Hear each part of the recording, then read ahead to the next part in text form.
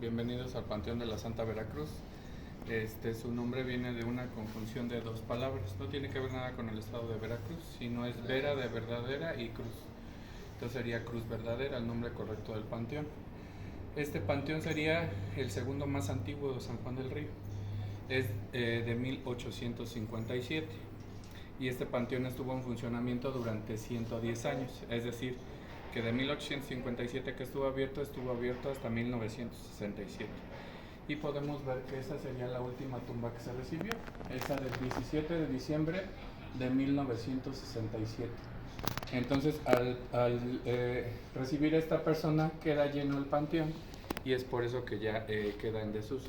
Estuvo cerrado de esa fecha de 1967 a 1981, que es ya cuando se abre como tal como un museo.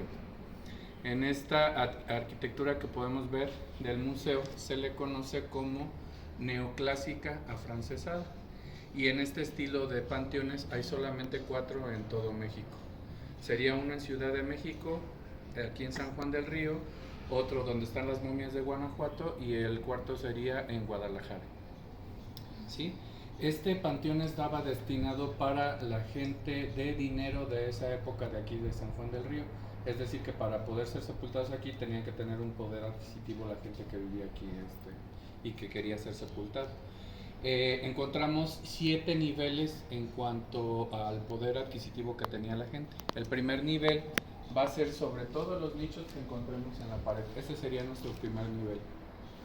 El segundo nivel serían todos los que están sepultados en la parte del piso, que esta zona donde nosotros nos encontramos recibe el nombre de columbario. Columbario es porque está dentro de unas columnas con arcos, ¿sí?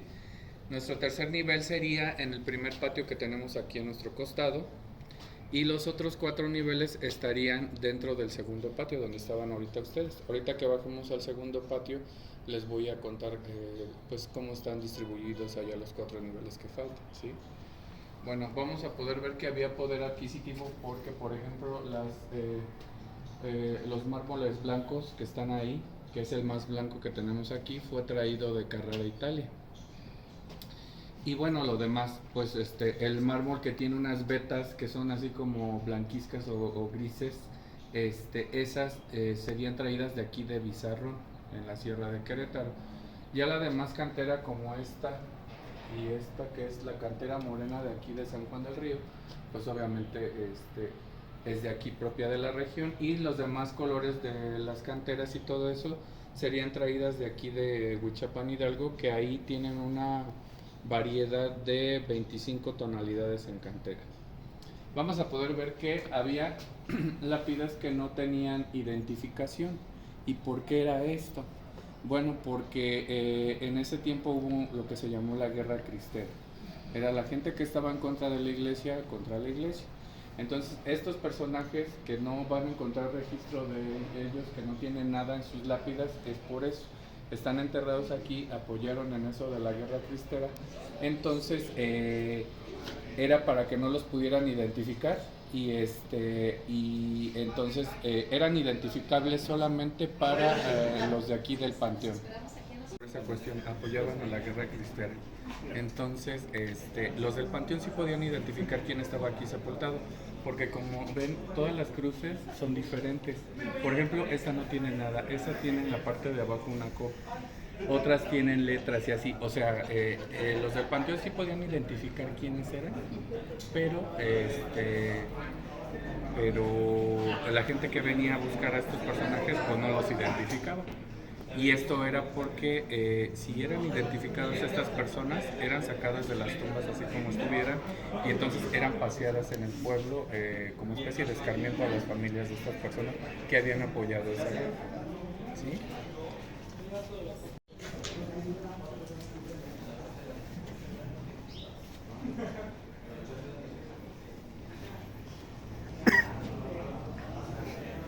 Bueno, vamos a ver aquí que tenemos un nicho abierto, y esto era para que veamos la profundidad que tenían los espacios, que era alrededor de 1,70 de profundidad.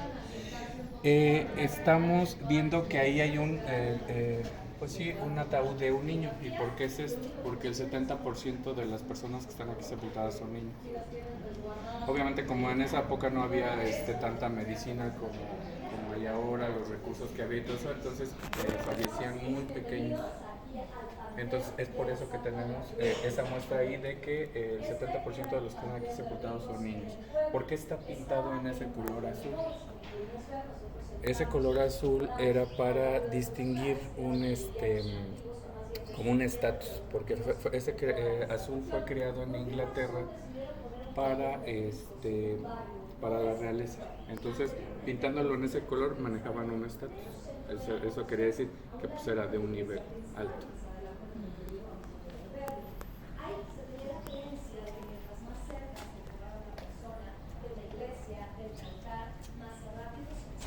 Vamos a poder ver este espacio que tenemos aquí, que esto se le conoce como osario. Osario viene de la palabra osamenta o huesos. Este espacio era destinado para la gente que no pagaba su perpetuidad, es decir, que podían estar aquí el resto de sus días. Había gente que solamente podía pagar 7, 10 años. Al término de este tiempo, si los familiares no venían a hacer otro refrendo o venían a llevarse los restos, eran depositados aquí. Originalmente tenía una profundidad de 15 metros, pero cuando se abre como museo en 1981 deciden subirle el nivel a como está ahorita, porque era muy peligroso tener esa profundidad aquí, este espacio. Entonces pues era para eso, para depositar los restos de la gente que no pagaba la perpetuidad. ¿Sí?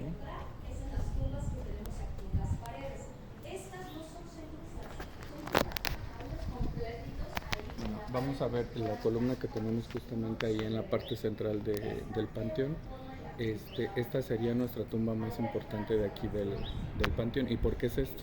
Bueno, ahí está sepultado los restos del señor Felicitas Osornio, que fue el que donó el dinero para poder construir el panteón. Es decir, que era una persona que tenía mucho dinero, entonces lo único que pidió fue que su tumba estuviera justamente en la parte central de aquí del panteón. ¿Sí? Entonces esta sería nuestra tumba más importante, más no la más antigua. Ahorita vamos a ir a donde está la más antigua.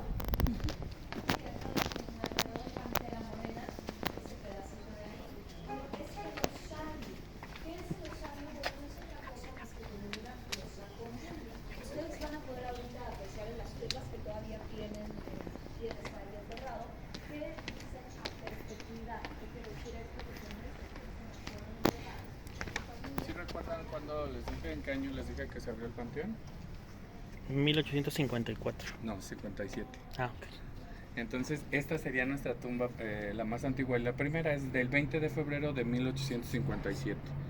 Entonces, ya ven que les comenté que allá teníamos los 3 primeros niveles y cómo se dividían acá los otros 4 niveles que faltarían. Bueno, mientras más estuvieran al centro, esos serían los más importantes. Es por eso que justamente en la parte central tenemos esa tumba.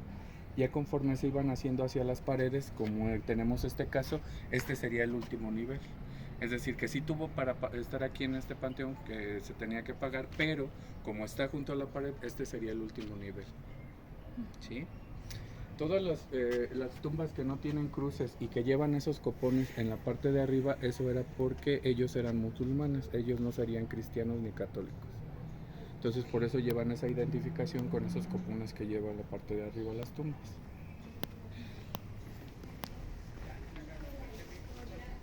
La leyenda justamente del desenterrador, que es un personaje que venía huyendo de España. Vamos a encontrar aquí esta tumba que es un tanto particular. ¿Y por qué es esto? Bueno, este sería el único extranjero que están depositados aquí sus restos. Todos los demás son sanjuanenses, a excepción de él, que él fue nativo de Francia.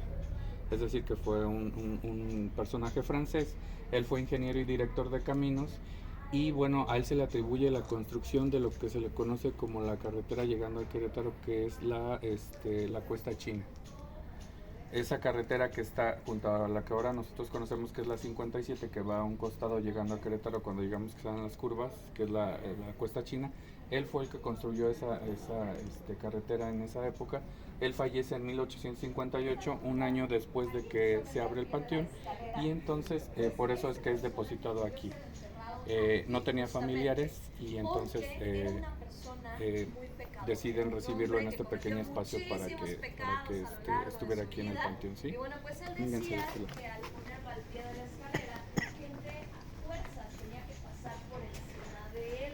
Entonces, que con cada pisada que fuera resistiendo con toda la gente que pasaba por ese lugar, se le iban a ir prestando cada uno de los pecados. En lo que nos encontramos ahorita es lo que recibe el nombre de Capilla de Paz.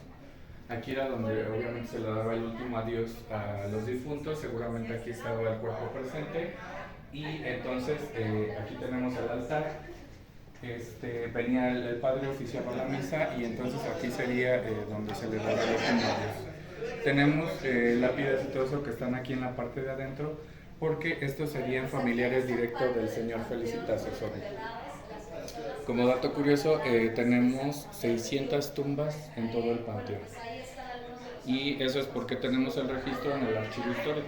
En el archivo histórico están todos los registros de todas las personas que fueron aquí sepultadas y por qué fallecieron, en qué año, qué edad tenían. Y bueno, pues sería toda la información importante de aquí del museo.